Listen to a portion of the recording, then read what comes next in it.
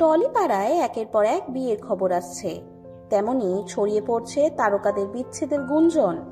সম্প্রতি আলোচনার কেন্দ্রে নীল ভট্টাচার্য ও তৃণা সাহার সম্পর্ক। 2021 সালের ফেব্রুয়ারি মাসে 7 পাকে বাঁধা পড়েন এই তারকা দম্পতি। শোনা যাচ্ছে তাদের এই বিয়ে নাকি একটি চুক্তির ভিত্তিতে হয়েছিল। সেই চুক্তির মেয়াদ শেষ হওয়ায় এবার তারা আলাদা হতে চলেছেন। তবে এই খবরের সত্যতা কতটা? আদৌ কি তাদের সম্পর্ক ভাঙতে চলেছে, নাকি এটি শুধুই ভিত্তিহীন গুঞ্জন? অবশেষে এই বিষয়ে মুখ খুললেন তৃণা সাহা। নীল তৃণার বিচ্ছেদ চর্চায় শোনা যায় তারা 4 বছরের জন্য একসঙ্গে থাকার সিদ্ধান্ত নিয়ে চুক্তিবদ্ধ হন। সেই চুক্তির মাধ্যমেই বিবাহ বন্ধনে আবদ্ধ হন।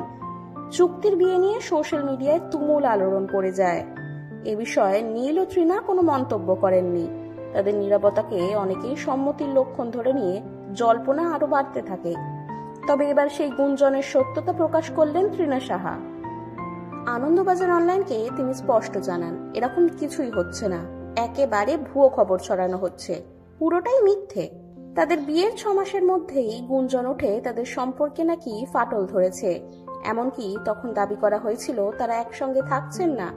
তবে সেই সময় নীল ও তৃণা জানিয়ে দেন তাদের ব্যস্ততার কারণে একসঙ্গে সময় কাটানোর সুযোগ খুব কম পাচ্ছেন। তবে নীল ও তৃণার সম্পর্কে দূরত্ব সম্পর্কিত তথ্য সম্পূর্ণ ভিত্তিহীন বলে জানিয়ে দিয়েছেন তৃণা।